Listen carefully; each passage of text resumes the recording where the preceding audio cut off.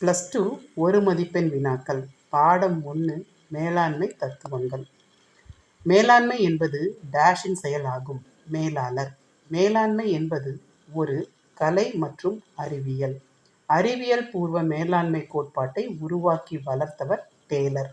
வேலையை பல்வேறு சிறு பணிகளாக பிரிப்பதை டேஷ் என்பர்.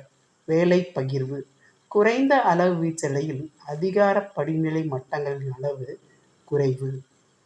2. மேலாண்மை செயல்பாடுகள். மேலாண்மையின் செயல்பாடுகளில் முதன்மையானது எது? திட்டமிடுதல்.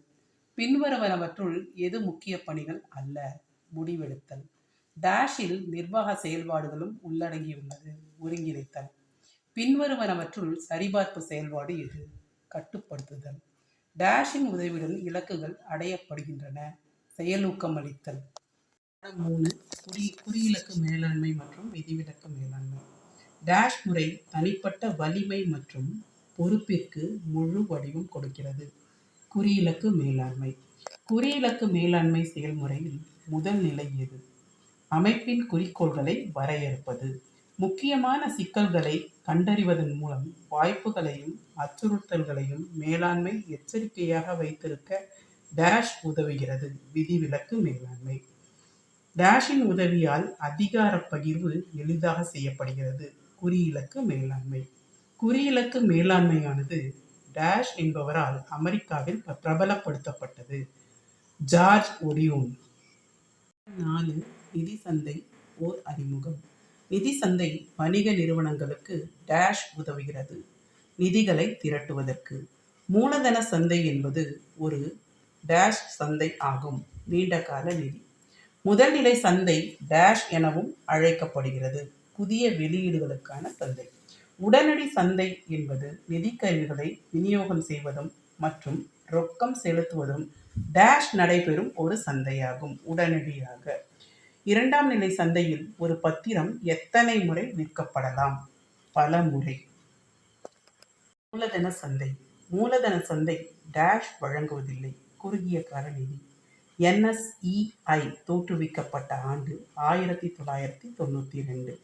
முதல்நிலை சந்தை என்பது பத்திரங்கள் அல்லது பிணையங்களை டேஷ் முறை வியாபாரம் செய்யும் சந்தையாகும். முதல் முறை. மூலதன சந்தையின் பங்கேற்பாளர் டேஷ் ஆவார். மேலே உள்ள அனைத்தும். பங்குகளை இந்தியா முழுதும் மின்னணு மூலம் வியாபாரம் செய்யும் நோக்கத்தோடு முதன்மை நிதி நிறுவனங்களால் உருவாக்கப்பட்டதே டேஷ் ஆகும். இந்திய உடனடி பங்கு மாற்றகம். அழைப்பு பண சந்தையில் முதலீடு செய்யும் பணத்திற்கு டேஷுடன் அதிக நீர்மைத்தன்மையை வழங்குகிறது. குறைந்த லாபத்தன்மை. பணச்சந்தையில் முக்கிய பங்காற்று அமைப்பு வணிக வங்கி. குறுகிய கால நிதி ஆதாரங்களை ஏற்படுத்துவதற்காக பணச்சந்தையில் நிறுவன அமைப்புகள் வெளியிடும் கடன் ஆவணங்கள் டேஷ் என்று அழைக்கப்படுகிறது. வணிகத்தாள். வணிக மாற்று சீட்டுகளை வாங்குவதற்கும் விற்பதற்குமான சந்தையை டேஷ் என்று அழைக்கலாம். வணிக ரசீது சந்தை. சந்தைப்படுத்தக்கூடிய உரிமையியலான ஆவணம் கால முறை வைப்பாக ஒரு குறிப்பிட்ட காலத்திற்கு என குறிப்பிடும் ஆவணத்தை டேஷ் என்று குறிப்பிடுகிறோம். வைப்பு சந்தை. வைப்பு சான்றிதழ்.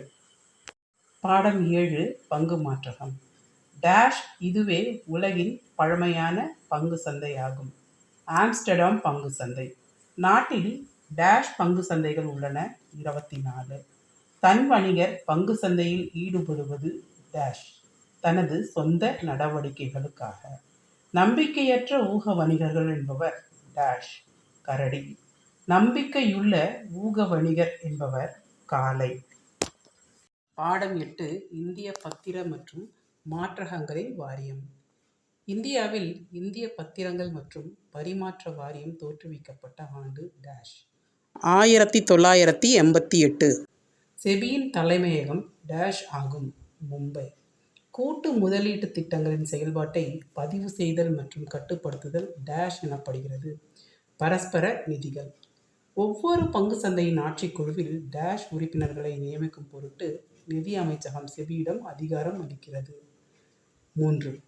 தேசிய பங்கு சந்தையில் புறத்தோற்றமற்ற பத்திரம் வர்த்தகம் தொடங்கிய ஆண்டு டேஷ் ஆகும்.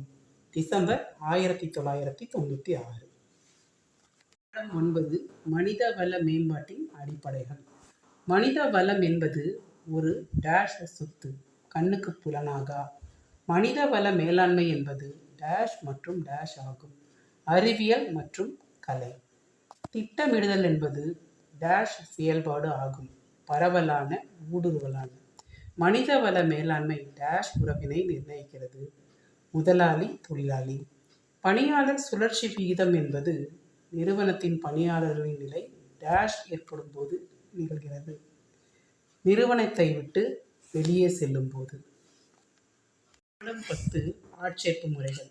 ஆட்சேர்ப்பு என்பது டேஷ் அடையாளம் காண்பதற்கான செயல்முறையாகும், சரியான வேலைக்கு சரியான நபர்.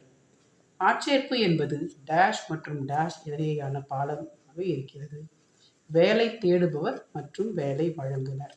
விளம்பரம் என்பது ஒரு டேஷ் ஆட்சேர்ப்பு வளமாகும், புறவலங்கள். பணி மாற்றம் என்பது ஒரு டேஷ் ஆட்சேர்ப்பு வளமாகும், அகவல. இணைய வழி ஆட்சேர்ப்பு என்பது டேஷ் மூலமே சாத்தியம், இணையம்.